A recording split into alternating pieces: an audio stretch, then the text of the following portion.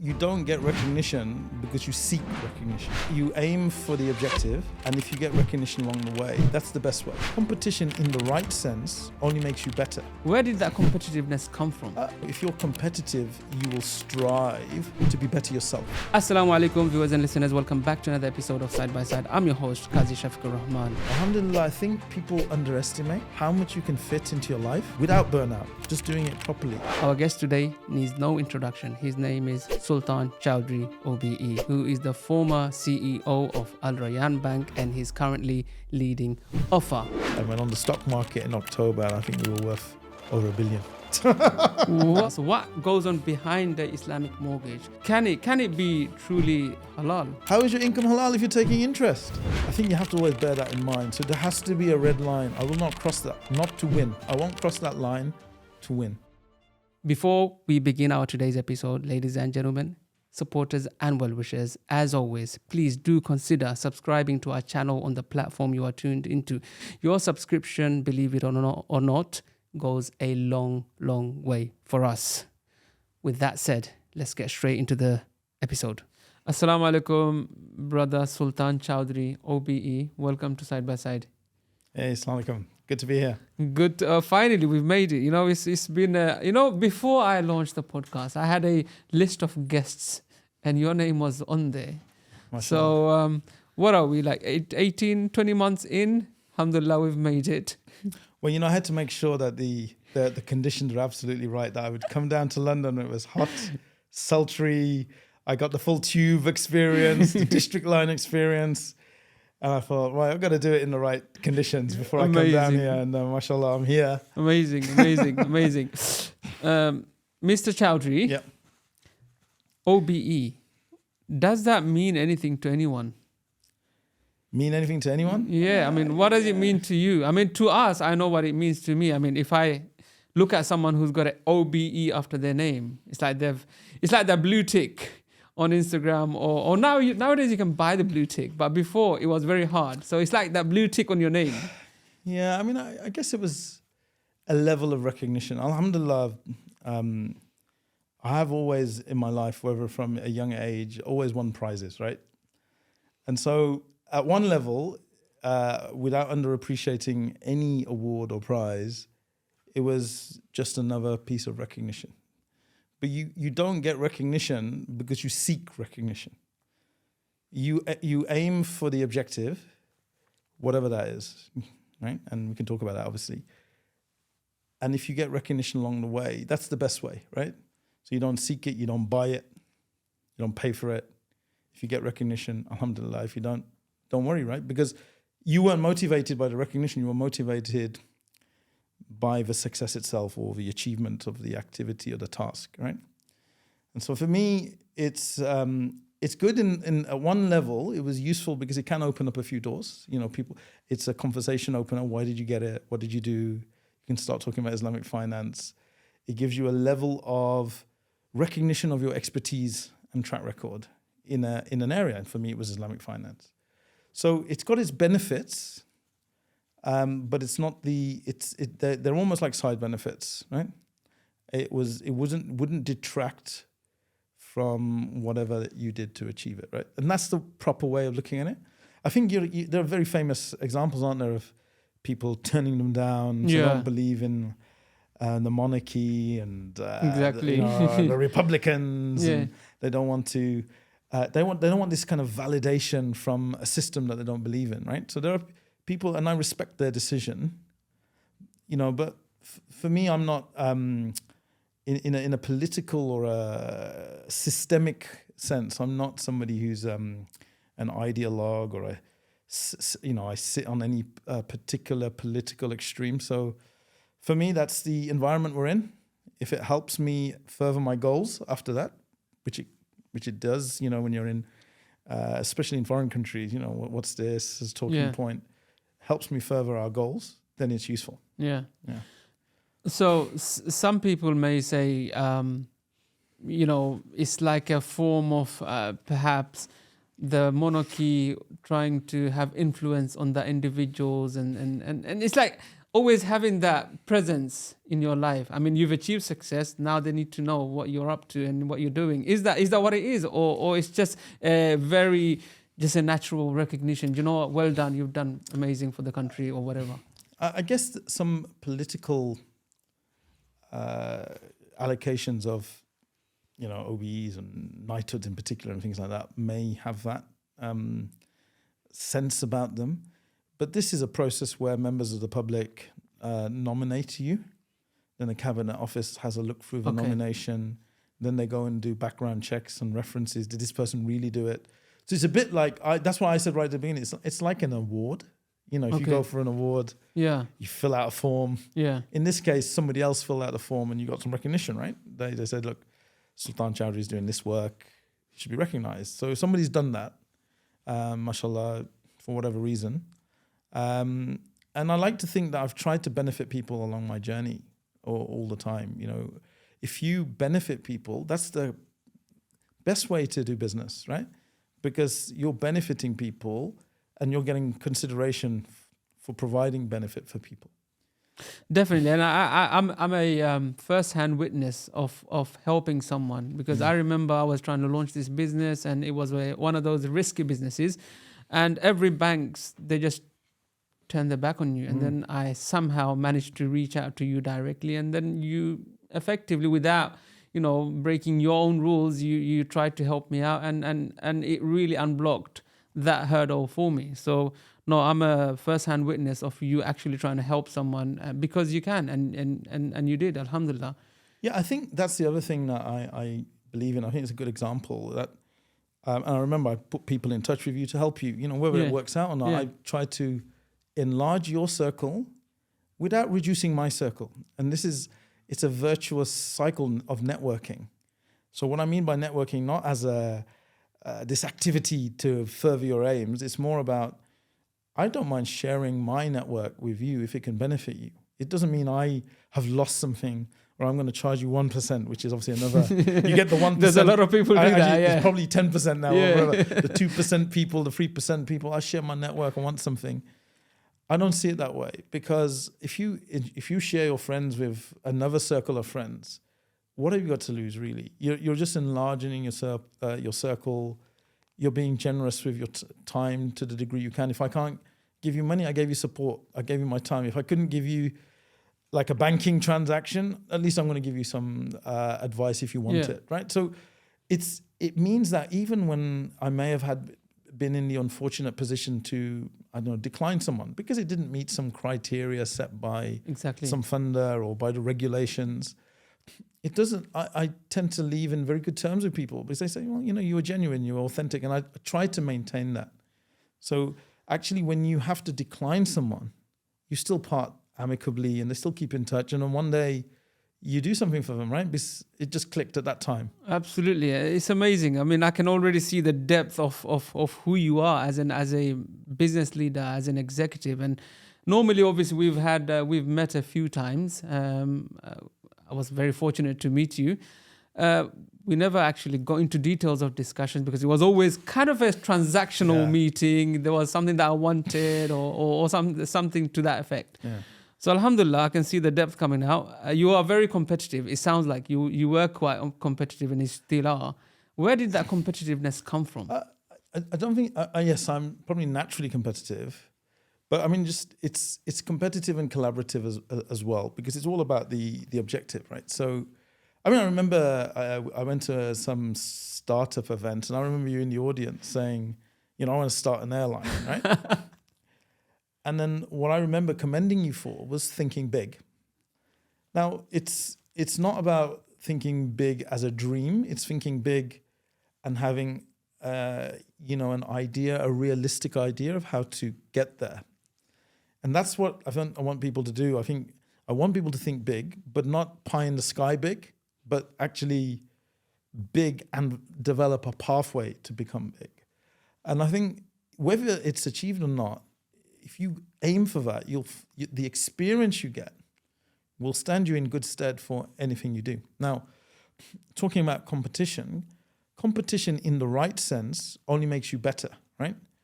And so if you're competitive, you will strive to to be better yourself. And that's the primary benefit, right? The primary benefit is not to trample on somebody. I'm better than you. I'm stepping over your shoulders. I'm stepping on you to get somewhere. Because that's an unethical way of competition. Competition is, these guys are doing good stuff. I'm going to try and do something even better. So it's, in the Islamic principles of compete in charity. Imagine that. Yeah. We are urged to compete, in the hadith, compete in doing good acts, compete in giving charity. So competition done the right way is actually fundamentally a very good thing. But when competition leads to unethical acts, bad behaviors, then that's the downside. And I think it's where you have to put a limit on your ambitions. So at one level, you say, my ambition is limitless, but it can't be unconditional. It's conditioned on values that are good, right? And I think you have to always bear that in mind. So there has to be a red line. I will not cross that, not to win. I won't cross that line to win. Yeah? That's a line I won't cross. I'm going to win between the extra parameters I give myself. And that might disadvantage you against people who don't put those parameters on themselves. Yeah. But that doesn't matter, right? Because I've always believed in doing the right thing and the outcomes sort themselves out. What I mean by that, the outcomes are up to Allah, right? Absolutely. And it's similarly, I've always tried to have a slightly long-term view for things. So even if I plant a seed and I don't see the fruit, maybe I'll be gone. And, you could take aspects of Islamic finance. We're not necessarily going to see the benefits whilst I'm at my working age. But it's important to plant the seeds, important to train the next generation so that actually maybe long after I'm gone, the benefits will accrue. So it's like the same concept as Sadaqah Jariyah, right? Your Sadaqah Jariyah, it's like you don't know how long the benefits will accrue. And you've got to take that view. I think there's a very famous story. I remember when I was reading about the history of Al-Andalus. And there's, they had many ups and downs. There was when they had the whole peninsula, the Iberian Peninsula, and then they lost it, and then they regained it. And there was the Mirabatun, and they were all in North Africa. And one of the, let's call them in today's language, one of the refugees from Andalus who then went back to what was probably now Morocco or somewhere. The seeds were planted many, many years before. And then when they reconquered Andalus, well, when was the seed? The person who planted the seed, the person who planted the vision for Andalus, he had long passed. Yet there you are, it came into fruition. And I always remember that story around that we shouldn't become obsessed necessarily with seeing the long-term outcome. Mm-hmm. Do the right things, and maybe those the fruit will bear long after you're gone. And I always bear that in mind in terms of my philosophy. Competition. So I feel, I don't know if you feel the same way. Muslims as a society, in one sense, we are when it comes to individual gains, we are very competitive. But when it comes to a broader benefit for the community, we're not competitive. Should we not be more competitive? So going back to that point that I said, we should be more competitive at one level in doing good works. I think, though, what often happens, it happens in an inefficient way. How many examples are there in this country where there is a masjid next to a masjid, literally next door? Yeah. I've seen it in many cities, right? Because one of the things I've been fortunate enough in my Islamic finance work, I did a lot of business development all across this country, went to all the communities. And I'd be astonished. I'd be saying, there's a masjid. Here's one, and then wrangle happened at the committee and opened one next door. Restaurants, which the typical Bangladeshi family business, which is also the family business my father, my uncle, my chacha, as I say, were involved in. You see it, like dad opened a business in a town. Then within 5 years, his partner opened one, leaves him and opens one up the road. Then somebody else comes in, and then this small town of 30,000 people has 5 restaurants, which you can't support. The town can't support 5 restaurants. So that this kind of competition has to be done in a kind of more of with a holistic outlook. So let's go back into the space of good. Let's talk about charities, for example, or masjids. We should take a strategic view, right? So do we need another entity in that particular sector when there are so many neglected sectors? So I don't know. Let's talk about youth problems. Is there enough Muslim youth organizations? There's very few, but there's lots of masjids. So do we need another masjid, or should we direct my activity to youth or elderly care? Is there enough elderly care, faith-based elderly care homes? You can end up in a, because we know that society is changing. Somebody might live in Yorkshire, the children are working in London, in the city, the parents are on their own. What's going to happen, right? Are the children going to look after them in the next generation? Or are they going to have to go to a home? Because, there's been a stigma about that in the first generation and maybe the second generation of immigrants, but third and fourth, we're going to need, care, whether that's domiciliary or care homes, right? We're going to need that. But where's our attention going in the competition? The competition should not be about replication all the time. The competition should be, right, you're doing a great job in this field. I'm going to do an equally good job, if not a better job, in something that's neglected, whether that's Islamophobia. So, I'm on the Islamophobia Awareness Month Committee. I've done work on, obviously National Zakat Foundation. Let's make Zakat an institution it should be. And then in business life, where at Offer, where I am now, we are trying to do products that weren't there originally. Islamic bridging finance wasn't there.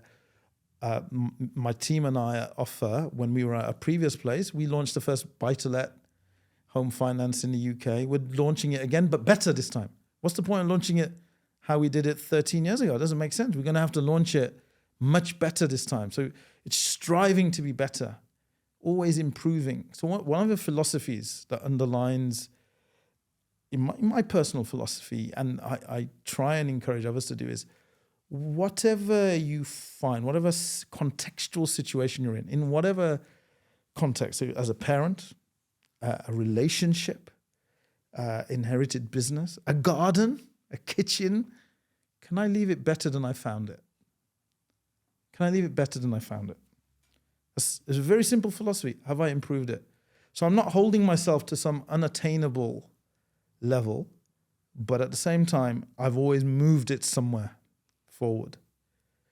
And I think if everybody did that, just everybody did that, the incremental improvement from leadership to parenthood to business building, venture building, social capital as well, building Islamic institutions or social institutions or civil society institutions, everything would have a tremendous effect, right? And so I always encourage that. And I think one of the things that everybody has to develop a personal philosophy over their life. As you get older, you know what's worked, what your values are. When you're young, you're still exploring, you're trying to learn. They're slightly secondhand. It's somebody like Sultan told me, improve things. It doesn't mean anything until you've tasted it yourself and done it, right? And then it becomes absorbed as part of your philosophy. So I try and do quite a lot of mentoring at the moment, but that's about giving back. And I encourage people to discover their own personal philosophy. So when somebody says to me, what's your personal philosophy? And it'll just come out in a conversation with you, Kazi, I was talking about this is what I try and do. I try and leave things better. I think we should, compete for good, et cetera, right? But that's not going to be the same for everybody. Somebody will have a philosophy that it's my children first. It's my job is purely to educate and open the way for somebody else. It could be whatever it is, right? But I do encourage people to just not drift along, but to develop just something they can, some foundations that they can plant their feet on. And mashallah, we have Islam, we have a Quran, so that we've got a great basis to develop our personal philosophy. Absolutely. There's a solid framework to really work off of and, make your personal, use your personal experiences and use that framework to make your own philosophies. And I think it's so important to have philosophies and your own beliefs that guide you on certain things, on certain decisions. And I think, as you said, when you're starting out, you're borrowing philosophies from others, but then as you move along in life, you start internalizing those philosophies and maybe mix and match and make your own. I mean, I think that brings me back to my youth, right? So I don't think it was borrowing a philosophy. I didn't think about philosophy. I mean, the people weren't thinking about philosophy. All I was thinking about was, how do I become successful at whatever I'm doing? So if I'm at school, whether that's academic work or sports, I know, winning the prizes, that's what I'm going to be successful at. When I suddenly got to university, am I going to be one of the best in my class? Am I going to write the best dissertation? When I got to my masters, similarly. And what you find is there's a period of finding your level. What do I mean by that? So if you you're top of your class, for example, and you go to the next level, and everybody's bright, where do you fit in that scale? And they say cream always rises to the top. So, but that can only be true at a particular level. So up until the point you no longer can rise, right? So, alhamdulillah, if I was at school, I would, inevitably just through hard work, through trying to be successful, would, be in that top quartile or the top decile. And similarly, when I became an accountant, similarly when I joined my first client and job in stockbroking, similarly when I joined Islamic Bank of Britain, helped build that, I became CEO. So, you kind of try and keep rising within the level that you're at, but it doesn't happen instantly. And what I found is, and again, I would encourage the young to have a bit of patience. There's time to find out your environment, learn what you need to become good at. And it doesn't happen overnight. So there's this time where you go in and, the first few months is sink or swim. And hopefully you swim, get good, and then you start that, I guess, momentum upwards. But I think that's a bit linear. Sometimes the path upwards is what I call horizontal. So, for example, take my background. I was an economics student, became an accountant, and joined industry in audit. But then how do you become a CEO from audit? Audit's like specialized function. It's very, very hard, right, to go from there to CEO. So what you have to do is build your skill set in a deliberate way. It's not through serendipity. Maybe something will land on my lap. Say no, I'm good at finance, but what am I not good at? I don't know anything about IT. I don't know anything about marketing. I don't know anything about sales. How do I get that knowledge? So two things. I did an MBA to widen my specialism. From an accountancy finance background, how do I widen my knowledge? That's the, if you like, the technical knowledge. And then how do I get the experience, which is even more important? Whatever anybody might tell you, theory versus practice. Practice is where you truly learn. If I describe to you how to drive a car, you can't drive a car. No. Till you get behind the wheel, right? And so similarly, I moved from, I guess, operations, audit to operations. And from operations, I made a big jump to sales. Found my feet in sales, became good at sales management, then picked up marketing. So sales was the stockbroking. No. So I did sales at Islamic Bank of Britain. Oh, yeah. I was in stockbroking. I moved from finance and audit into operations. Yeah, so I learned all the operational stuff, people management. Management philosophy was very much Californian. My management philosophy is driven by the Californian approach, which I guess puts a premium on innovation, creativity. It's not just about working hard for the sake of it. It's actually saying, can I be more productive? Can I be clever about something? Can I use technology to do it? Well before, I guess, it became the norm, right? So then I went to other financial institutions and it was being done very differently. And so, at Islamic Bank of Britain, the forerunner to Al Rayan, I moved to sales very quickly. After 1 year of setting up the operations, I moved to sales. They set up the branches, set up the business development, then picked up marketing and set up the products. Wow. And so you've got to go horizontal. So coming back to the message, sometimes going upwards, you have to go sideways to move upwards. Ideally, you don't go backwards, but sometimes you may. If you go to a new discipline, take a couple of steps back to learn something. And what I would, again, an example of that is I was at a reasonably senior level at Barclays. And when I went to Islamic Bank of Britain, I took a pay cut and a positional cut. Why? Because I wanted to do something in Islamic finance, which I always wanted to do from university. And secondly, that sacrifice, I didn't see it so much as a sacrifice. It's like, hey, I want to build something here. I'm building it with investors' money, yes, but I get that experience, right? It's that astonishing experience, a fantastic experience of building a new bank, first new bank in many years, first Islamic bank. And actually I was saying to myself, well, look, I paid for an MBA, right? Alhamdulillah, I was fortunate my employer paid for it, but that I was Charles Schwab, yeah. But I was willing to pay for it, right? I was willing to pay for my MBA. And alhamdulillah, they came along and said, no, don't pay for the MBA. Join us and we'll give you time off to do your MBA. Amazing. Right? But the point being, if I'm willing to pay for an MBA, why aren't I willing to apply my MBA? Why aren't I willing to build something, practice my management, practice my people management skills, my operational skills, my thinking, changing a system, making the first Islamic banking system in the UK. Why don't I use that? Would I pay for that? Somebody asked me, would I pay for that experience? I would. So then you can justify a pay cut. Notwithstanding you've got burdens. Don't get me wrong, you've got your burdens, but when I say your financial obligations, bringing up your children, I did it at the same time. I didn't say I'll do this first, then I'll get married, then I'll have children. Alhamdulillah, I think people underestimate how much you can fit into your life without burnout, just doing it properly. You don't have to go sequential and say, I'll do this first, I'll build my career, then I'll get married, then I'll do this, then I'll do that, or I'll build my houses. No, mashallah, my wife and I, we were just undergrads, as in we graduated, we got married, and then, mashallah, she's done a master's and a PhD. I did my accountancy, my master's. I built my career. We brought up our children simultaneously.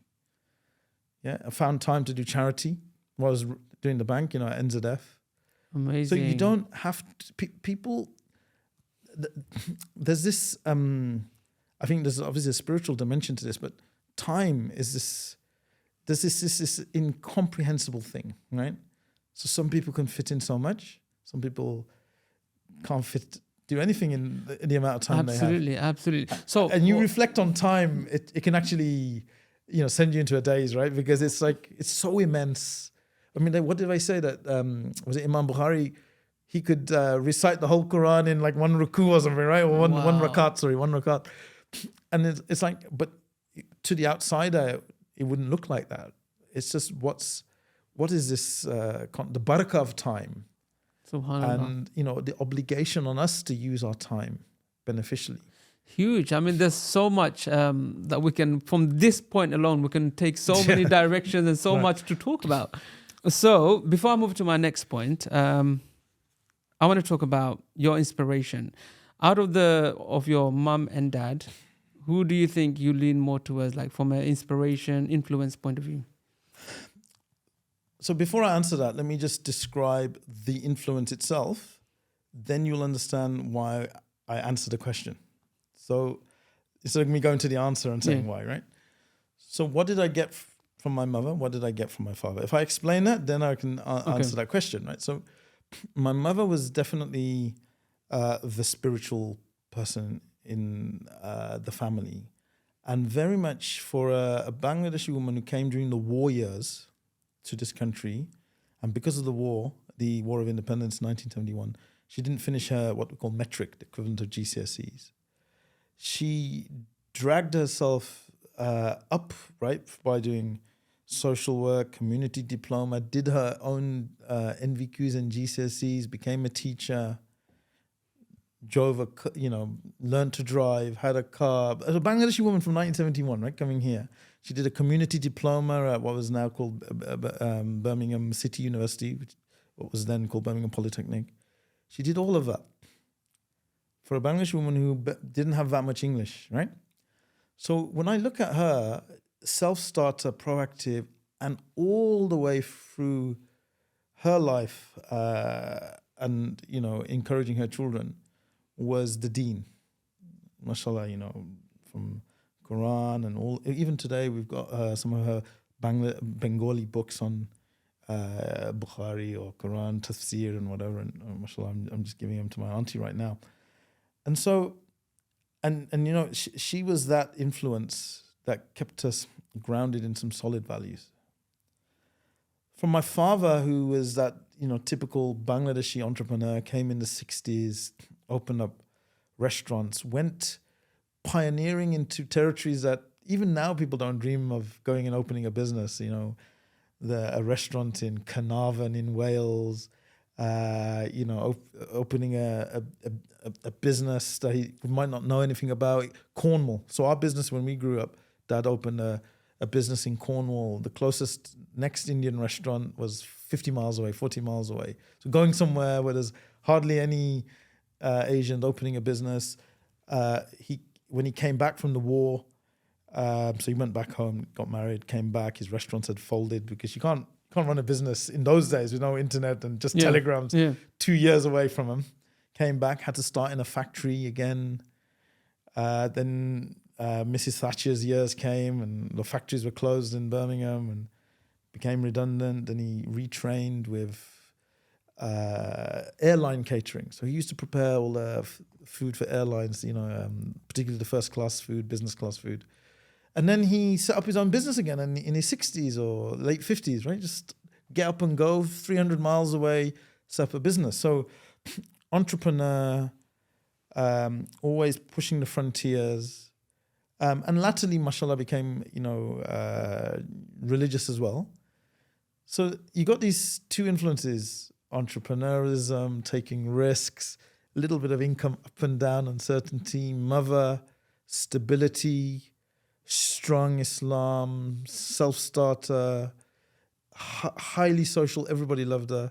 Both my parents have passed away. But when I look at it, you have to ask yourself then, you turn it into an abstract and a generic positioning. What is more important? So I could have said to you, your mother's love is always the most important. And why is it, your mother has that kind of status higher, right? Yeah. But I'm just telling you from a pure influence perspective, in actual reality, if you value the Islamic fundamentals, and if I'm thinking about those family values and I'm thinking about that self-starter, tackle tough conditions, when we came, we had poverty or whatever, and then my father, boom and bust. Quickly, were you born here or back home? I was born here just after the war, right? Just so my mother. But you can see by the explanation, and it's why, right? Yes, I don't reduce the impact of entrepreneurism and risk taking that my father's influence has given me. Not at all. But you can't replace the solid values that you grow up with. It's risk taking within a value set. Hey guys, I hope you have been enjoying today's episode of Side by Side with myself, Kazi Shafiqur Rahman, as your host, and our guest, Sultan Choudhury OBE, who is currently leading Offer. This episode was brought to you by Get Micro, a web design agency that's based in London who create beautiful websites for entrepreneurs and small and medium-sized businesses for less than £900, delivered within 10 days or less. If you are looking for a beautifully crafted website to express your products, services, or your ideas, please visit Get Micro. If you have been enjoying our conversation so far, and if you have learned something, please do share this episode with your family and friends. And do consider subscribing to the channel on the platform you are tuned into. It is your subscription that motivates us to keep going with our journey, episode after episode. with that said, let's get straight into the show. It seems like same with your career. You've studied to be an accountant. No, I studied economics and economics, and then you went to become an accountant, and then you done your MBA. So it's like you like to have, opposite of each other. So I always think the guy who has accountancy or economics degrees or education in that field and who is also a businessman at the same time, I think he's dangerous because he knows his numbers and he knows his entrepreneurialism. So, mashallah, dangerous in a good sense. Yeah, of course, in a good sense. What would your message be to the MBA holders who effectively, what it sounds like, is like, the theory part of a driving test. What should they do with the MBA? Yeah, absolutely. Just go and practice. So I was fortunate. I didn't have to use my MBA, although it was there, to use it as a stepping stone to move anywhere else. So some people use MBA. I'm an MBA grad now. I can move on to a big job or another job. For me, it was learning the MBA. And actually, because I did it part-time, I could literally go and do, an operations module and then come back, because I was in operations, start putting it into action. So I don't know whether it was lean engineering, quality management, operational efficiency. I could start putting it into practice. So it was like a live lab. I don't want to say it now. If my employer said it was a lab, it wasn't a lab, but it was genuinely to improve things, right? And so if you did marketing, okay, how do I structure my marketing, right? I could put it, but what you learn is a language. So it's business like anything, like any field. If you're a doctor, there's a language of doctors. It's different. The language of accountant, if you go, there's all jargon and IFRS 9 and IFRS, right? What an MBA gives you principally is a language, of speaking and understanding. Sometimes it becomes a bit jargony and somebody's putting the wool over your eyes because they're speaking the language but not practicing it. Yeah. And actually, probably happened at that time in British industry. There wasn't enough managerial talent, probably. But you've got to then actually try and put it into practice.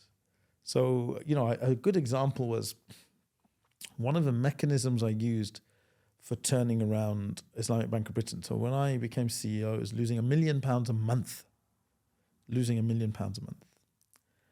And it's just, again, it's why do things happen, right? So through my daughter, I contracted a very severe eye virus. I just couldn't go into work, right? It was highly contagious. So I was stuck at home. And so I basically just read a book on strategic change. And it was made for big companies like Ford and some big airlines and whatever. So I took it, I synthesized it for how might I use this at the bank. Sat in my room, I remember my little study, developed a plan, strategy on a page, I used to call it. The whole strategy of a company, including its performance, will be done on one page. Then when I got back to work when I was healthy, I called a couple of my project managers and said, look, let's take this. It's 90% there. Let's refine it. Yeah, because obviously I know the business is 90% there, but it's not going to have all the details. We refined it. And then we implemented. What do I mean by that? So I then presented it to everybody in the company. Called a town hall meeting. Presented to everybody in the company. This is what we're going to do. These are the things we're going to do. This, as a result of this is the mountain we're going to climb, the sales we're going to do. And I looked across that room and I could see in the eyes of people that 70%, at least 75%, didn't believe it. It's a loss-making company. It didn't have success. This guy comes along and presents this. How many times do I see that, right? You know, it's just another false prophet, to use that phrase, right? Yeah. Then we started implementing it. The next year I did the town hall and presented, these are the figures. I said we would do these figures. We did these figures. And I said we'd do this in our plan, our strategy on the page, and we're doing it. And I said to everybody, make sure that you know your place on this one page. What are you doing that will help us achieve these goals? And what's your part in it? So there's this kind of change part of my diagram. And so I then said, everybody in your meetings, team meetings, committee meetings, this picture goes up as the first agenda item. And you're going to all say, is my agenda for this meeting fitting into this diagram? Or why are we doing it? Or why are you wasting your meeting time? It's many hours of many people's working lives. Unless it's driving something on this picture, what? Don't do it. 100%. So then the people started putting it up. We used to put it up every committee. And then every year, I'd present the picture and show, actually, we're doing it. And every time I look across the audience, suddenly 50% believed it. Then 75% believed in it, to the point where you never get everybody, right? There's always naysayers. Yeah. 99% believed it. And then you've taken your organization on a journey.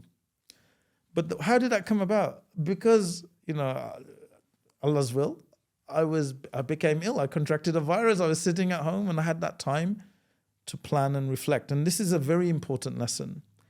Where for entrepreneurs, we're very good doers, or active, or action. Let's do this, do that, right? I can see it in you, right? But you got to take time out for planning and reflection. It's a learning for me. I can't say that I was great at that. I was just such a doer. Yeah. Let's go do it, right? But that forced planning time can be make or break. It can be the inspiration that changes the whole direction. And a virus inadvertently led to deep thinking, that led to a picture, that led to an implementation that changed the direction in the history of a company. Wow. Right? So it's a butterfly effect, right? There's a butterfly flaps its wings in Brazil and a storm happens somewhere else, right? It's just some occurrence that happens, some moment of inspiration that can really change something.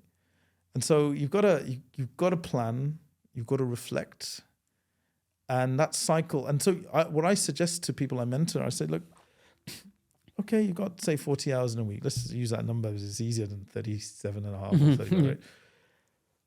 How much time are you going to spend planning? Are you going to devote 4 hours even, 10% to planning? And how much time are you going to reflect to reflection? Are you going to close yourself off, turn off your WhatsApps and your Teams meetings and do 1 hour of reflection and planning at the end of the week and some planning at the beginning of the week, right?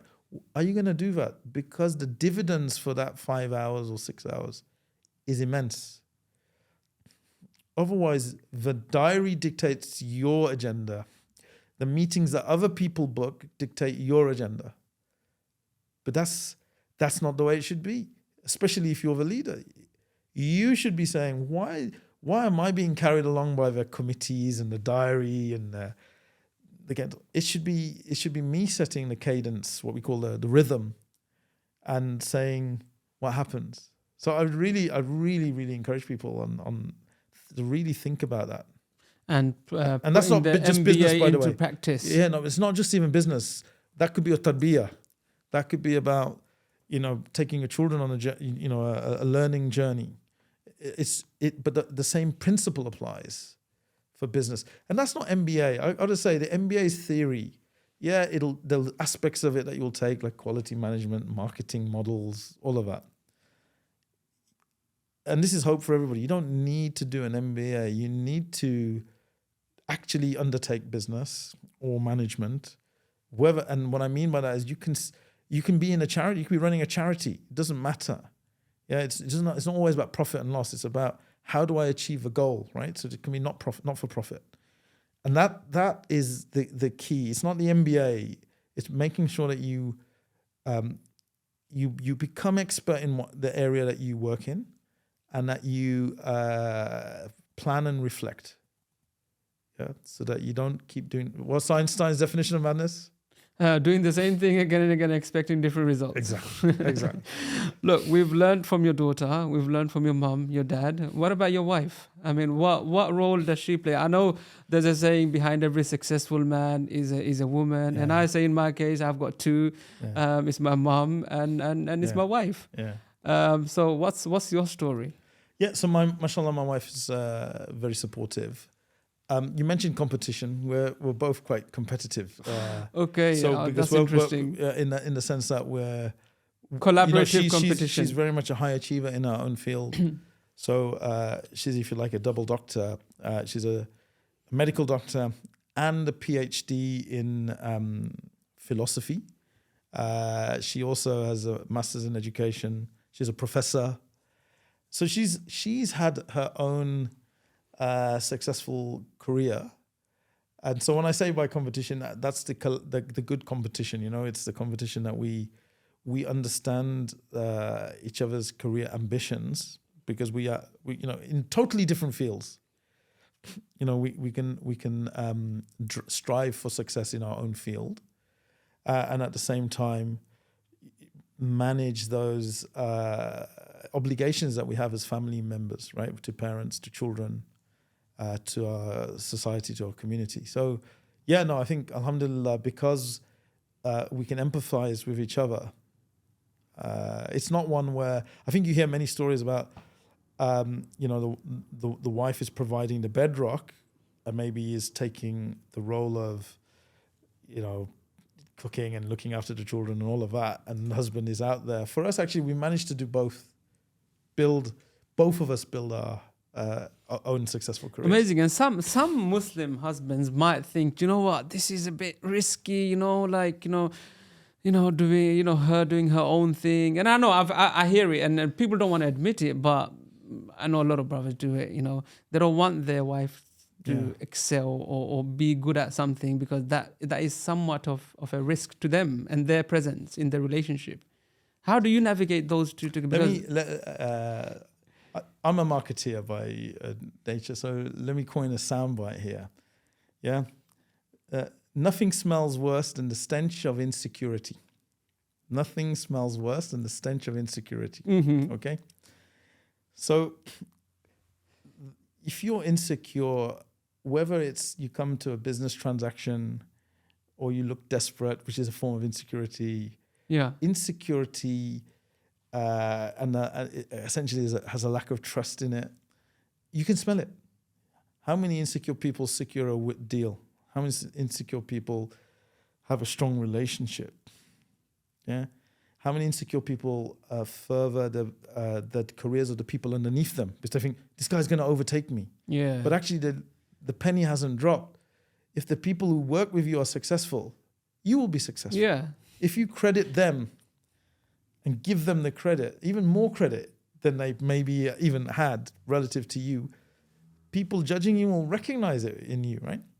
So insecurity is a disease, and it smells. It smells in a metaphoric sense. You can sense it. So I would urge you to try and break down and remove the source of insecurity. So work on yourself first. Yeah, it's for you. What are you insecure about? You're insecure that your wife will be more successful than you. But what does it mean for you? Shouldn't you have pride instead of jealousy? Doesn't that raise your status? Right? What are you worried about? Yeah, actually, and if you're not insecure, she will actually lean on you more, right? Yeah. So I think we have to. It's quite a deep point here, right? It is. So I think that's the advice I'd give people. It's not easy for some, right? It's not easy because, and I don't want to be judgmental. When I say things like that, it's not about judgment, because everybody's context is different. One of the things about my personal philosophy is keep learning. So last year, what was my keep learning objective? Last year, I did an executive coaching course at Cambridge, because I wanted to impact as many people as I could. So if I can coach them to be better, right, they will improve. And I can coach 5 people, then I'm impacting 5 businesses. Executive coaching is leaders, right? And so that learning is key, right? Keep learning, yeah? So, what's that famous book in, I'm sure you've read it, Rich Dad, Poor Dad. Yeah. What does he say? He says, what does he say? Work to learn, not to earn, right? Because the learning will ultimately lead to the earning, right? So, and work for yourself, Unfortunately, that doesn't seem to be the state of affairs in our Muslim community, because we feel like we don't need to learn. I speak to even youngers, like what book are you reading? What do you think, do you need to learn to become successful? And I'm not going to mention their name, but very recent, a few days ago, I asked someone like, if you want to be successful, you have to read some books. What book do you want to read? And he's like, no, I don't need to read any books. And I was like, wow. And I go to him just to trigger him off. I said, yeah, I think I can predict how much you're going to earn per month. And but it seems like we don't want to learn. Like we don't want. We're experts. Everyone's an expert in something. It's what I was talking about a little bit earlier. That I encourage a bit of patience in people, because this get rich quick mentality doesn't mean you shouldn't aim to create wealth. We should aim to create wealth. A good friend of mine, Sheikh Tawfiq Choudhury, will say, what is 21st century dawah? 21st century dawah is actually, at one level, is to make the money. Muslims should be making wealth, creating Literally, wealth. 100%. Because if you create the wealth, there's less need for the begging bowl culture, right? And we can build our mosques as well in a much more peaceful way. We can build institutions. We can fill the gaps that we need to ourselves, right? So if you think about that, and I really like that philosophy. Create the wealth, but ethically create the wealth, and it can be done, yeah. But that doesn't mean get rich quick and follow some social media Instagram formula.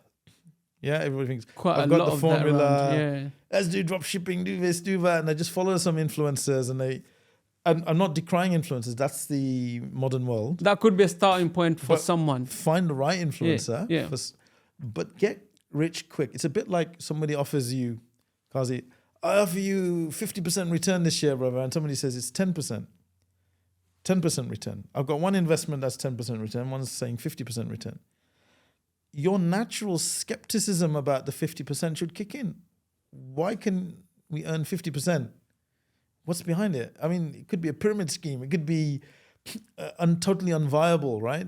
What's the guy's motivation for offering you that? Is it genuine? And then you can look at 10% and you can affect the risk. I mean, this is my banking skills coming out. I look at the risk against the return.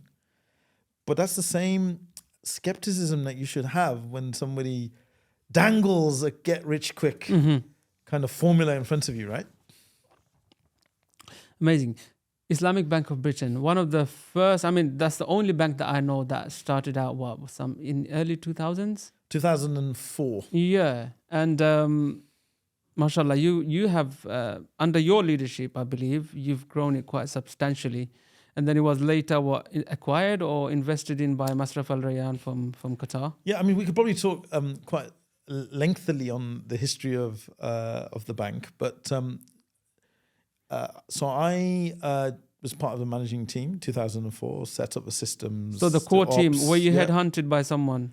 No, so I wanted to do it. So that's why I took a positional drop, and I How did you find this job? How did you find this job? I targeted myself into the company in many ways, but I had to go through an interview process, etc.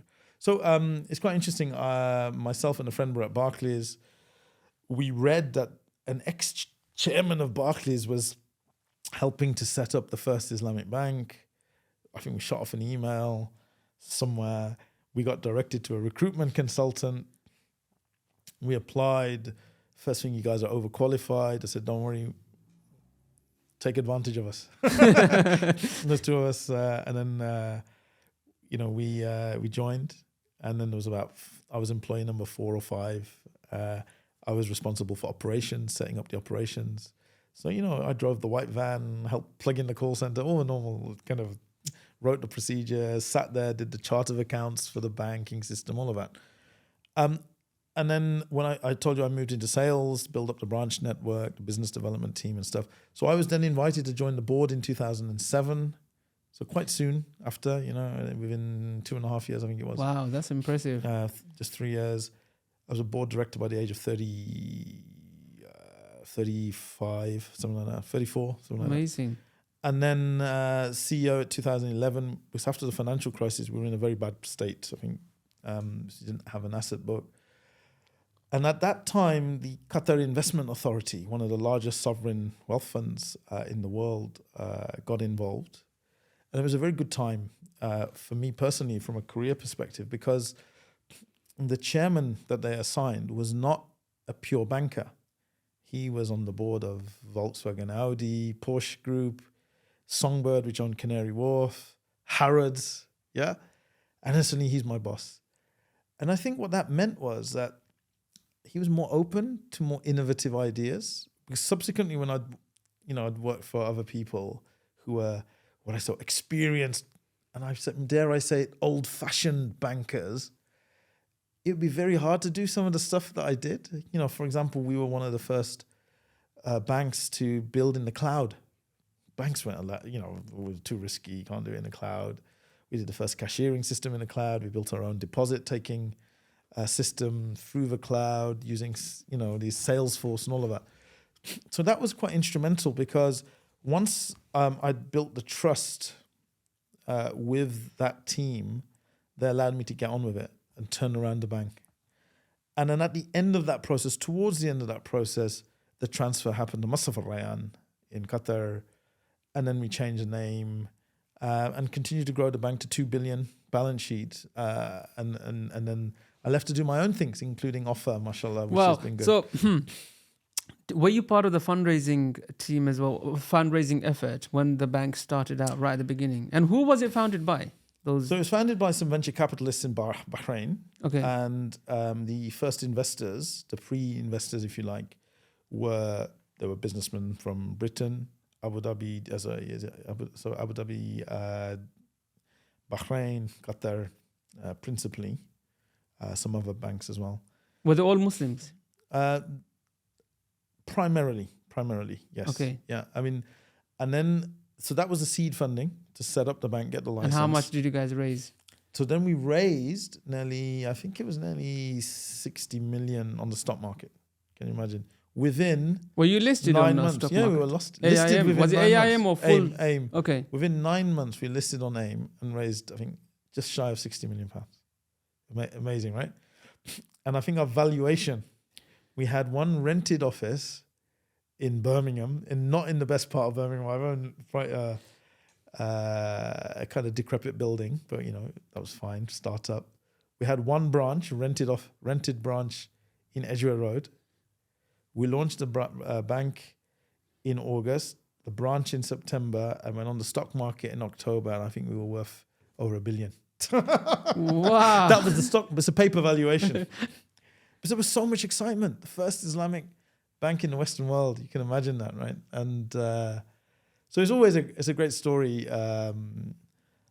We listed on the stock market, and that's. Did you buy back again, or was it always in? No. So it's not in stock market anymore. In I think it was 2013 or something like that. We delisted. How does that process work? Do you have to pay people back, and how does it work?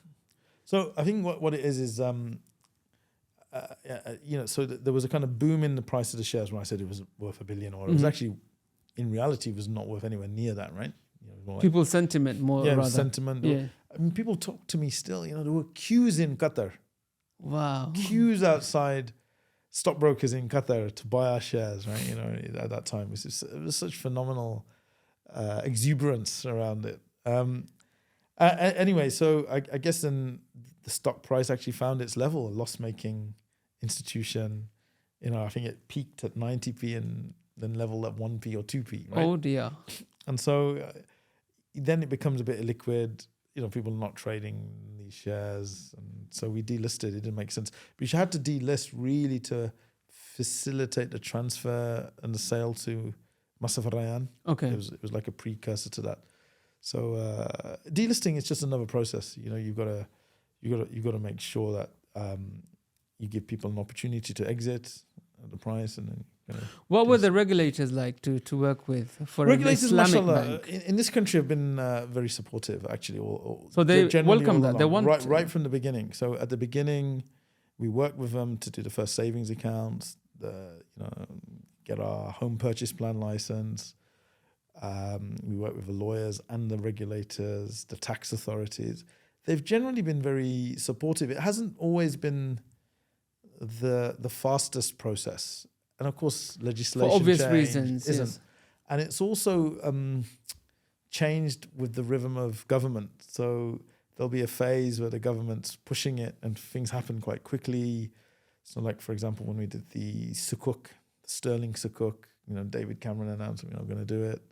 Baroness Vasi was very, supportive. She was in government then. And then there'll be phases where what we call a hiatus. There isn't much happening. So At we're least it's hoping not to- as bad as Bangladesh, where everything changes with the government and the party. So Yeah, so I think it's been Islamic finance rightly has been politically neutral. Ultimately, what's it about? There's two primary aspects from a political perspective. One is foreign direct investment. If you make the UK an attractive place for monies that can flow, which require Islamic instruments, people who are Islamic investors, they can't invest conventionally. So you've suddenly enlarged. Sorry. I know Emirates Airlines, they do a lot of the funding or financing through London, and it has to be based on Islamic principles. So I think there was an Emirates Sukuk a few years back. And then the second political imperative, and this is probably the more interesting one for you, is the domestic agenda. We've got a fast-growing Muslim population. We want financial inclusion, because particularly prior to electric money and digital money becoming very common, people were keeping money under their mattresses. Literally, not metaphorically. They were literally keeping money under the mattress. And there was this large black economy, shadow economy, with money being spent outside the system. So, first of all, by having Islamic finance, and you can bring money back into the system, there are people saying, I'm not getting interest. And then secondly, it's about inclusivity, so that if you couldn't get a mortgage, you said, I'm not going to take a mortgage because it's interest-based.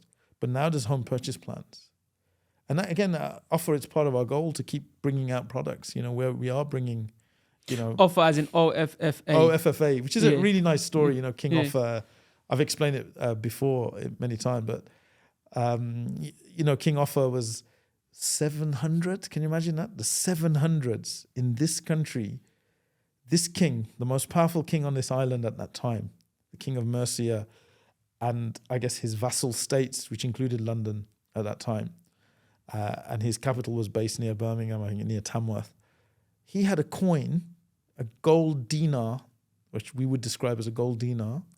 One side said Offer Rex, i.e. King Offer, and the other side said La ilaha illallah. No. In the 700s. Amazing. Yeah, it's and so our testament of faith was on some currency used in this island, in the 700s, right? 1,1500 years ago. Wow. So, Islamic finance and trading with the Islamic entities, countries, the Arabs, is not a stranger to this island. It is not a foreign concept. It's been here. The king at that time was using these coins.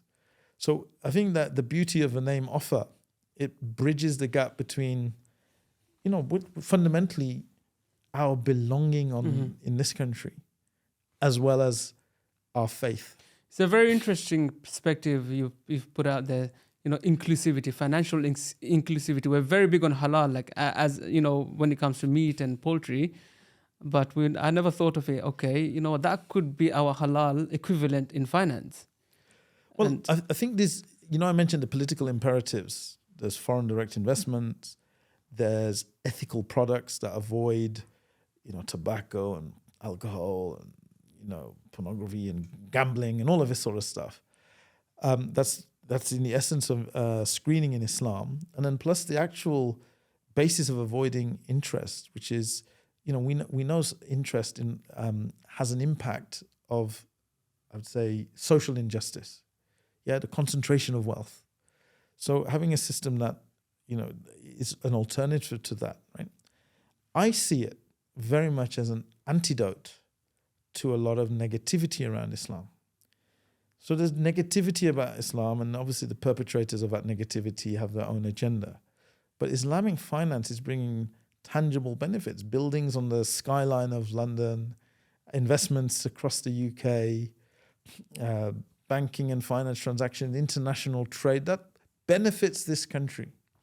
It's not something to be ashamed of, and it's actually something to be supported. It's an antidote to the negativity. So the around top Islam. leaderships of any country, they're very well versed with what Islamic finance is. It's just like us, mass people. They think it's something new, but fundamentally they are well aware. Like say, City of London, the guys, the bankers, they're probably like, Would you say they're very well Over the versed? years, over the 2 decades I've been in Islamic finance, knowledge of Islamic finance has improved.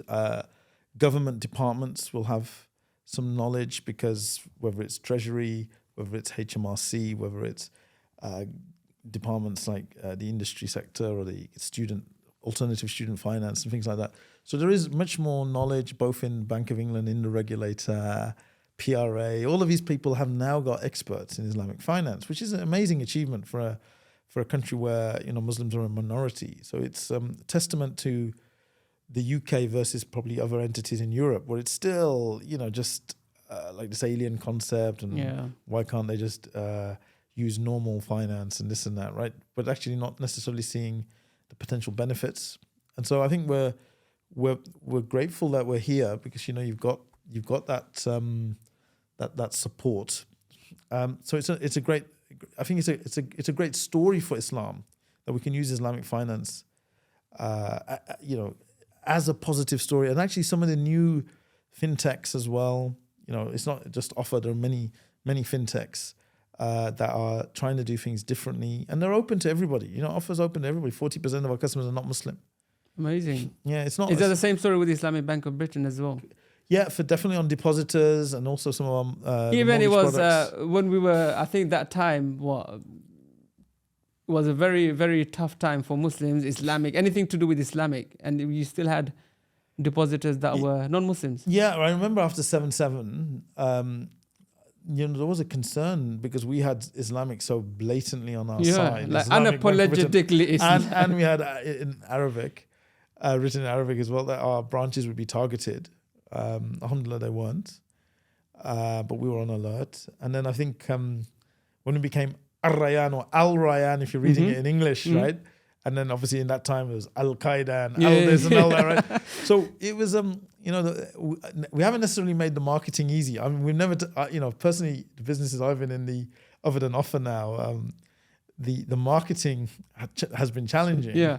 But mashallah, we've overcome it, right? So you have to use very strong messaging, good imagery, all the stuff that you're aware of with some of your businesses. But, if you sitting there, would you choose those names today? Would it make it easier? You'd probably pick names that would make it easier. I think Offer has a great story and it does make it easier. It's, why have you called it that? And then I can tell them the story and it brings a link. But that's kind of very good marketing with substance. What I do encourage people to do is not to just market superficiality. The outward view has to mirror the inner essence, right, of what you do. It can't be unauthentic. You say this, but your team is doing something else. Yeah. Right? It can't work. 100%. Now, story building is so important, and I've read some books on how to, I suppose, build a story brand, and I've seen it with Al Rayan, where initially it was like Al Rayan, even I was like, okay, do you know what? Islamic Bank of Britain, we've gotten used to it. Now it's something else, and I was thinking to myself, how are you guys going to navigate through this? And alhamdulillah, you have. Amazing. So when is Islamic banking going to become cheaper? Like I've recently purchased something, a property, and it's crazy. Some would say it's a rip-off. So I think the thing to look at is that organization making more money from you than a conventional organization? So what do I mean by that? Because banking is all about what we call the spread. The spread is the difference between what I pay for my funds. In the case of a bank, it's a deposits, and what I charge you as the person taking out finance. In conventional speak, the borrower, right? What does a bank do? It's an intermediary, right? It just intermediates between depositors and borrowers in conventional finances in Islamic. And if you look at the margin that Islamic institutions, whether banks or non-bank financial institutions like Offer, they're not making much money. So it's not the guys selling you the Islamic finance that are exploiting you or taking advantage of you. It's a structural issue around the cost of funds. So let me ask you, if you're a big established business like Asda, Walmart, or your Sunna Musk, who gets a better price from their suppliers? Who can buy more and get a better price? Asda, right? Yeah. Multiples can get more. And because you're buying, I mean, for sure, you're buying a good quantity. Yeah, exactly. For your what organization. we used to back in the days. Yeah, it's but when you significant. started, but when you started, the pricing and the economy scale are very different. So if you had an Islamic bank the size of a Barclays, your price would go down. How do we get to that size? Exactly. That was literally going to be my size? next question. Ask your brothers and sisters to buy Islamic products, right? Because they will get bigger instead of settling for more. You got to think long term. So yes, there is a bit of a financial burden today, but if you think that in the long term, these organizations will be bigger, and maybe there'll be some consolidation, because typically that's the cycle of industry. When you have lots of players over time, they consolidate. I mean, we know that. That's why at one point there was only 4 major high street banks until fintech came along and the likes of Starling and Monzo came around, right? So you gotta. It's a cycle. It's a circle as well. If Muslims support their own Islamic finance institutions, they will be bigger, and then they will be able to give you cheaper products. But it has to start somewhere, because when they're small, funds are expensive. It's just the same in any field. Does a supermarket pay more than a corner shop? We know they don't. Yeah. So when people say, why is it more expensive? Because you're buying from a corner shop that is specific to you, understands your faith. You're willing to pay that bit extra. If you go to the supermarket, the big banks, you get it cheaper. See, a lot of people simplify it. And I think I went to one of your conferences back in the days, and someone asked, like, oh, can it be truly halal though? Like, you are working with other banks and other institutions who are all operating on, interest-based, riba-based systems. So how can you just seclude yourself from it? Yeah. Can it be truly halal? Well, look, let me ask you a question. So let's go even more fundamental to that. A lot of people, the same people, will say, this £10 note in my wallet, it's fiat money. Fiat means looking at most notes now, it's still got the Queen on. It's got a Queen on, but let's say it's got King Charles on. It's only got value because King Charles said so, or Britain said so, the government said so. Because actually it's fractionally covered by gold reserve, fractionally, if at all. I mean, look at crypto, it's not covered even by that, right? But what is its...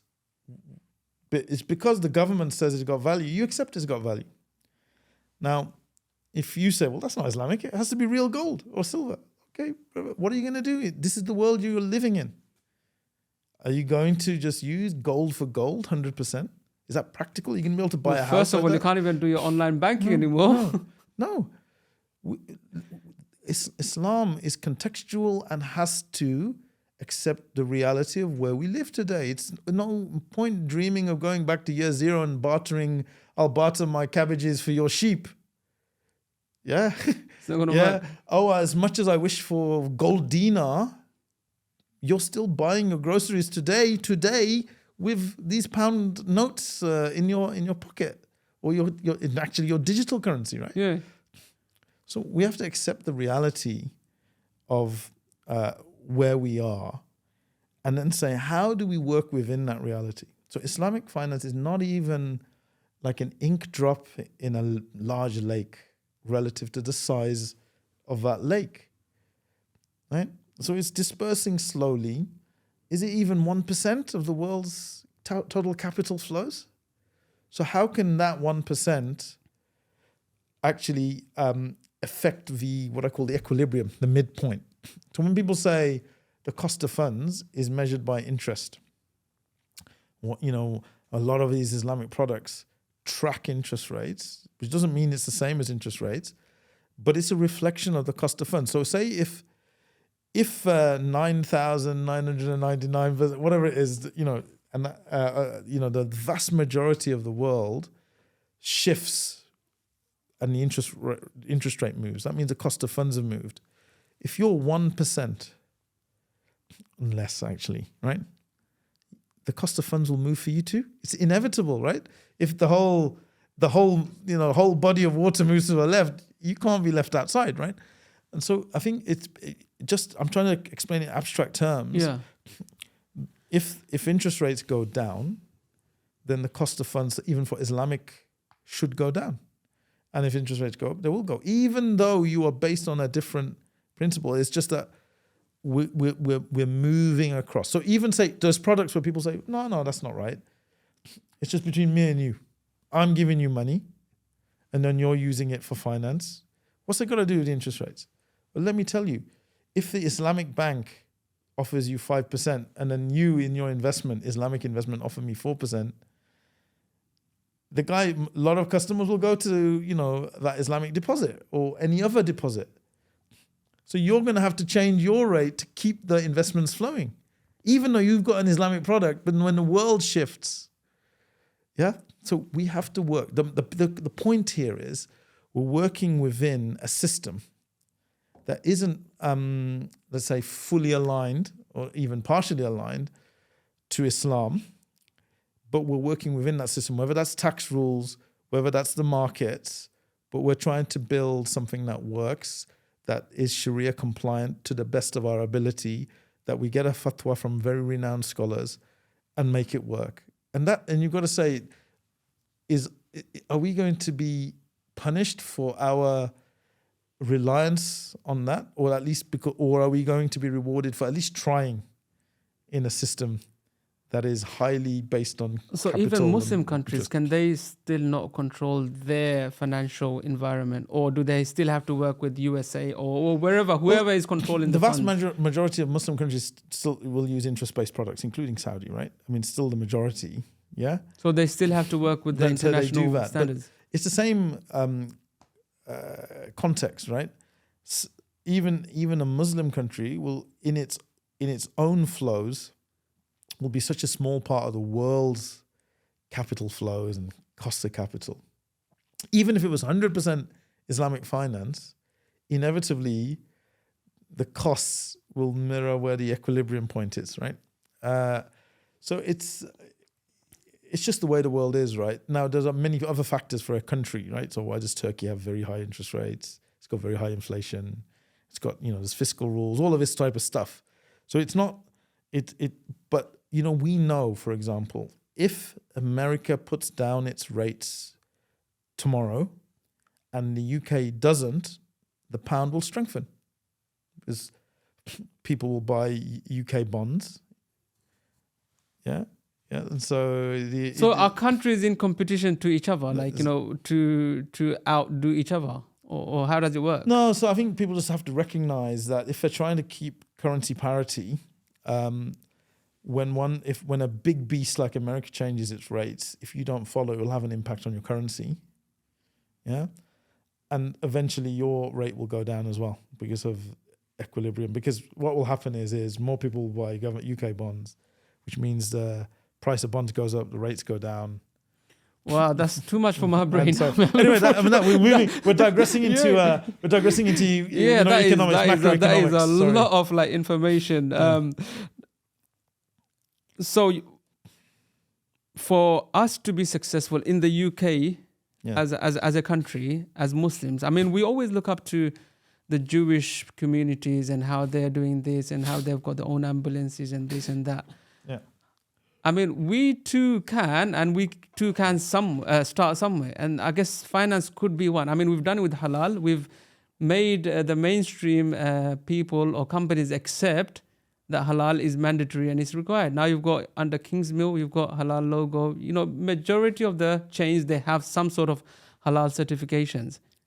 But it just seems like, finance-wise, we're still trying to justify within ourselves and because we want to pay cheaper, we want to pay less. Yeah. What message do you have to our brothers and sisters who have money stuck into different banks, different organizations? How can they better use their money for, I guess? So I think, the first point is to be optimistic, to be sanguine, as we say. Sanguine, is optimism about things. Because if you just look at, the last 3-4 decades,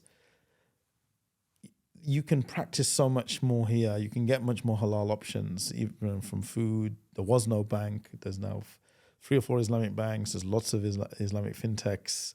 There's lots of wealth options. Yeah, not enough, but they're here. So we should always be clear about it. The progress has been immense, whether it's the ability to pray now much more locally wherever you go, whether it's, I mean, if you go to Parliament, you can get halal sandwiches. You know, it's incredible, right? You talked about bread having, you know, just even common bread. Many restaurants in Birmingham, London, Manchester, you know, they, even if they're not Muslim restaurants, are catering to Muslims. So I think we should be very grateful for what Allah's provided us. But we should look beyond that and say, what was the purpose of us being here? Why did we end up being here? And I think there's a real imperative to try to be, as we should have been, to try to be the best of humanity. So that, you know, we don't have the dumpiest ghetto type areas. There are areas, even if poor, they should be the cleanest areas, and our standards of behavior should be the best. And I don't know, even we should be, considerate when we even park our car and all of this sort of stuff. So I think that's our own standards have to rise, right? So we're meant to be the best of humanity. So when it then comes to your question about, you know, Muslim development, what I mean by the Muslim community development, whatever you want to call it, it has to be from that sound basis of the best adab, the best behaviors. Because it's not about having more of everything. It's about quality, not quantity. Right? And so we've got to, I think if those people with cash were to look more sincerely into the market, think about finance just like they think about other aspects of their deen, that it can't be compartmentalized. What do many scholars say? If your income is not halal, your dua will not be accepted. Many scholars have said that. Your income, that's one of the prerequisites of dua being accepted, is your income has to be halal. How is your income halal if you're taking interest? It's very clear. I remember saying this to people and they were shocked because they just don't realize it. Is there anything else in the Quran where Allah says He will declare war on those who consume interest? It's so clear cut. Declare war from Allah? Does anything else? Does He say about anything else? No. And you got to think, my God, it's not enough to say, build a masjid and try and do my salahs with best endeavors and do some pseudo calculation for zakat. I have to take these things serious. Zakat, it's wealth, it's measurement, income. I need to purify it as best as I can. And so when you think about it like that my wealth, my income is a source of barakah for me or a source of punishment for me, right? If I can purify it, then the benefits accrue, like the virtuous cycle. And if I just be lazy, and many people don't do it deliberately. Look, it's not a judgment call. Mm-hmm. It's like they just don't look into it because they think money is separate from my ibadah. Yeah. But actually, it's a prerequisite of ibadah. Look at the stress. If you get stress in your financial affairs, through debt or interest, it affects your ibadah. We know that, right? Everybody knows that the whole life is holistic. It's interlinked. So I would encourage people to look around. There's more things than you think. And the more we go into this, it's the natural law of competition. Coming back to that theme, people will come. More people will come. 100%. We know that. And hopefully they will be competing to do better products, more convenient products, cheaper products over time. Well, I mean, it's still very expensive. And I think it's the early adopters that will pay more. But maybe you'll get the barakah for it in some way, right? Do you feel a big, I'll ask you, right? You're just on the verge of taking out this Islamic product. Despite the cost, which you feel maybe there might be a little inner resentment for, but does that outweigh the peace of mind that you will have? 100%. I'm like, you know what?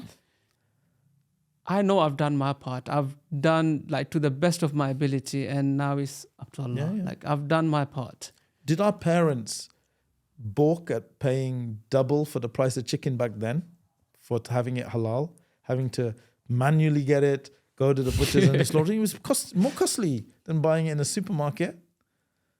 Did they balk at doing that? They wouldn't think twice about it. It's because the peace of mind, it wouldn't occur to them to not have halal food, right? So actually we think about it because this fundamentally big, I think it's a bigger cost. But if you do things for the right reasons, you have to have that belief that Allah will provide. It's that part of that self-belief, taqwa, consciousness, as well as belief in Allah, 100%. I mean, interest is one of those things. It may not seem like something, it may not seem like it's problematic, but once you're in it, once you're overdue with your credit card bill or something, or if you're like always trying to play catch up, you see the unhappiness, and it's that barakah goes away. Something goes wrong, and I've unfortunately been in that situation a few times, and then I just had to pick myself up and just pay it all off and said, you know what, I'm gonna close that. Yeah, absolutely. And look, and again, it's important, really another important message is you don't attract people to Islam, or in our case, Islamic finance, through guilt. It's through encouragement. It's through saying, better yourself. It's not through saying, and that's why whilst I mentioned the Quran and God will declare war on those who consume riba, I'm asking you, yes, that's a warning on one side, but just try it and you'll see the barakah come through. 100%. Trying to, best endeavors, just start the journey. Some people, the story of Islamic Bank of Britain at one point was a story of a lot of rejection. So I was into sales, right? I set up sales. And 9 out of 10 times I'd be rejected. The type of person that takes rejection and is depressed is not right for sales. Anyway, you'll know that. Mm-hmm. But for sales, you develop a resilience. And I never ever worried about a rejection. Because for me, it's like, I'm just giving you an alternative, brother, sister. It's up to you. Really, it's up to you. My duty was to make this happen. And it's up to you. And invariably, whether it was 5 years later, 10 years later, the people I would have talked to then, they come round to it. It's amazing. I mean, it's just this miracle of just planting even a thought in somebody's head. Subhanallah. They'll come to it, and then they've taken out a product later, whether it was just something simple like a savings account. And then as they retire, they want to just do a lot more. Yeah. And, alhamdulillah, we should be thankful that all these people out there working very hard, sometimes struggling with Islamic finance companies, they're not making the best money. Most of these guys could have been earning stacks at conventional banks and investment banks and whatever. They took a sacrifice like we did in those days. And it's the provision to community that's key. And we should try and bear that in mind, that if we can do that, Inshallah. Let's try and support them. Inshallah. So before I move to our quick fire question, if you can just, in the most simple terms, explain to us what goes on behind the Islamic mortgage. What's the difference between the conventional one and the Islamic one? Because people say, it's the same thing. It's the same thing and they're charging more money. Yeah. Is there a different engine behind the products? Look, I think people see cash flow and think it's the same. Ultimately, you're buying an asset that you don't fully own, and the cash flow goes out, right? Because you don't fully own it, right? Now, in a conventional, it's a loan that you took and you're servicing the loan, which is interest, right? But it's a cash flow as well. Yeah. It's interest, but it's a cash flow. And if you rent a house, let's just talk about pure rental now. It's a cash flow. You pay rent, right? Yeah. Money went out of your pocket and went to the landlord. Yeah. So when they say, I think it's often confused that the cash flows, which look very similar, mean that they are the same, right? But no one ever said it was cost-free. Yeah? Why would it be? Landlord took the risk, bought the property, rented it to you. So you pay a rent. That's a fair transaction.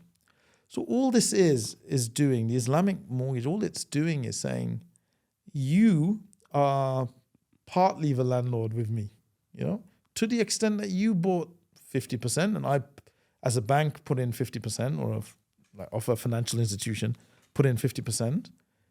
So for the bit that you don't own, you pay rent. So then their question is, well, why is the rent portion, right, linked to interest rates? And I say, it's not linked to interest rates. And this comes back to what I said earlier. It tracks interest rates because it's a reflection of the cost of funds for us, but it's not directly linked because we don't charge interest at the other end. It's not interest. We're not, you know, if you're an Islamic bank, you're not giving interest the other side, but there is a cost of that funding. So if somebody invests in offer, I pay him a return. Of course, because he's come as an investor. I say, yeah, come and invest in offer. I'm going to use it to give finance to somebody, you know, who's doing Islamic mortgage and home finance. You deserve a return. Of course, I'm going to have to get rent to pay you. That's all it is, right? And of course, it's just like the scholars have said. Just because if the price of beer went up 5% and I put up the price of water 5%, the water doesn't become haram, right? It's tracked the price change, yes, because it might be that they've got similar, you know, cost of transport. Right? So the cost of transport went up there, the cost of transport went up here, right? It's a liquid moving. Similarly, which I was explaining before, the body of funding, the body of capital in the world became more expensive. It becomes expensive for everybody, whether they're using Islamic or not. Understood. So it doesn't make it interest. And so that rental payment is there. And then the only difference, of course, in the Islamic mortgage compared to a rental contract is you have a right to purchase more of the house. We gave you that right at the beginning. So over time, over the term of the property, you have the right and you accrue a bigger share of the property. So that rent that I pay, does that become... That goes down. Okay. The rent goes down, but the acquisition portion goes up. So effectively, you're just transferring shares of the So house. your payment is made up of two things, right? Your payment in an Islamic mortgage is made up of acquisition payment. Are you acquiring more of the property? And rental payment. For the part of the property you don't own, you're paying rent. So there's two portions that make up your payment. Okay. So there's two elements. I thought the rent that I'm paying towards that property to the lender, it is me buying the share No. back. There's two parts to that one payment. Okay. As in, and they should break it out for you in the statement. But take a buy-to-let purchase plan, which is the Islamic form of a buy-to-let mortgage. They're very often rent only. So you just pay the rent. There's no acquisition. So you put 30% down, say. And then you just pay the rent on the bit you don't own. And what's your exit? Well, you say at the end, I'll sell the house when its value is higher in 10 years' time. Okay. I'll just live off the... Wow, it's a minefield. It's a minefield, this whole department. Yeah. But it's quite simple, actually, when you think about it. You know, apparently, there's ethical practices in place. So if you can't keep up with the payments in an Islamic mortgage, they are liable to be more compassionate to you and give you more time or something like this. Is that a thing? Or yeah, look, so when I started out in Islamic finance, we would do that anyway, right? So we will be compassionate if it's genuine hardship. We will be compassionate. If you are, if you're not genuine, and we can work it out quite quickly, if you're not genuine, then I'm not going to be compassionate because there's a deterrent fee. Now that deterrent fee, the excess over and above of what it's cost me will go to charity. So I'm not doing it for my benefit, but I want to deter you from trying to take advantage, right? Okay. But for those in genuine hardship, we'd definitely take a compassionate approach. Very interestingly, over the last 10 years or so, the Financial Conduct Authority and the rules in the UK for normal mortgages, it's almost like it's caught up with the ethical principles, some of the ethical principles of Islam. Not the interest bit, which is fundamental, but there's something called forbearance. If you get into trouble, they can give you interest-free holidays. So even the regulators telling the conventional, where they used to charge huge fees and interest on interest and all of this, no, you can't charge. He's gone into debt. Don't charge interest on interest, you know. So it's really amazing. I've watched before my own eyes since I joined. It was the FSA back then in 2004.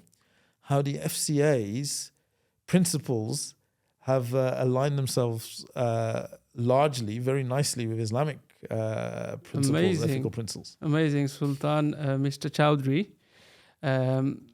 let's end with a quick fire question. I know I've made you talk so long. I've lost track of time. I know. I hope people listen to it. I think people will, and I think it's been a very interesting, because it's a very interesting topic, and I think we're still on the early stages of Islamic finance, and I want people to really, as you said, if more of us do it, then it will become cheaper for the more of us.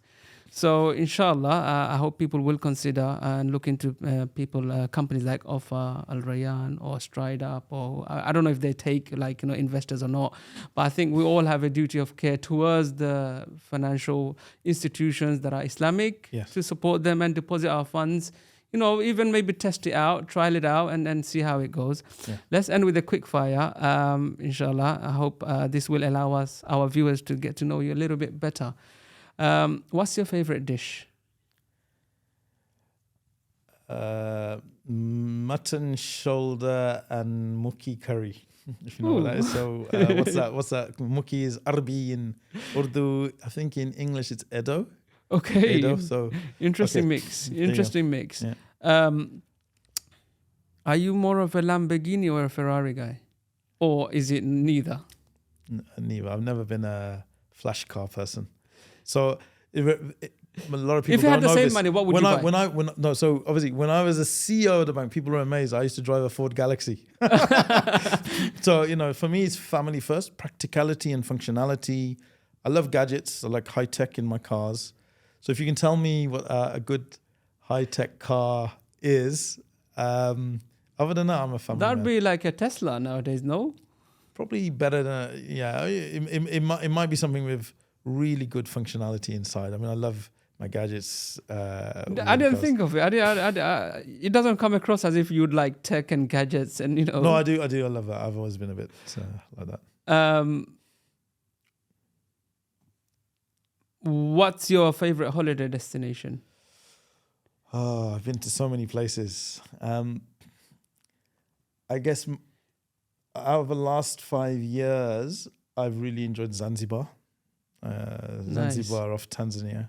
Beautiful sea, nice food. It's a Muslim country. I really enjoyed that place. Beautiful nature. And Bangladesh or England as a like late retirement, where you've done it all, and you could have a choice to live in either of the places. Well, look, I have an attachment to Bangladesh. I try and go every year. Amazing. Because it's where my parents grew up, and I go there and I really feel that deep connection. At the same time, I was born here. I love the English countryside. I grew up with white working class people who were, very decent people. And with the climate the way it's going, I'll probably stay here. One last one before we finish. Apart from Quran and Sunnah, what is one quote that has really inspired you and still continues to inspire you? I know I quoted things earlier, but I'm actually really terrible at things like memorizing quotes or learning jokes and anything like that. Or anything to the effect of.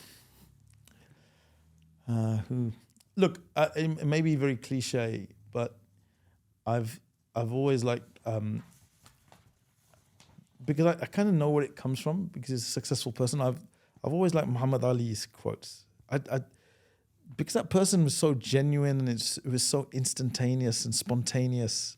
Some of his quotes. So whilst I said about the dream, but when he says impossible is nothing, and it's because people can't envisage beyond what they experience, and if you can envisage beyond that. So when impossible is nothing, I know what he means, because no one could envisage when I was growing up the world is as it is today. The fact that we live on our mobile phones, the fact that even Islamic finance was not around, whatever, in this country, that life has progressed so much for Muslims. So impossible is nothing. Wow, interesting. Mr. Sultan Choudhury. I keep saying Sultan. I know, out of respect, I should. No, I was very happy with Sultan. Yeah. Mr. Choudhury, thank you so much for joining us on Side by Side. I hope our viewers have enjoyed this conversation thoroughly and they have taken something away from today. I want to apologize for my profuse sweating. So this is a technique that Kazi uses on his I think it was a very good conversation. I think it's very warm in here. Alhamdulillah. Thank you so much for coming in. Thank you. And that's it for today on Side by Side. I hope you have thoroughly enjoyed this conversation with Sultan Choudhury OBE, the former CEO of Al Rayan Bank, who is currently leading O.B.E. If you have enjoyed this conversation and have learned so much as well as I have, please do consider sharing this episode with your friends and family. And of course, don't forget to subscribe to the channel on the platform you are tuned into. And also, do engage with us on our social media platforms. With that said, inshallah, I will see you on our next episode. In fact, you will see me on our next episode. Assalamu alaikum wa rahmatullah.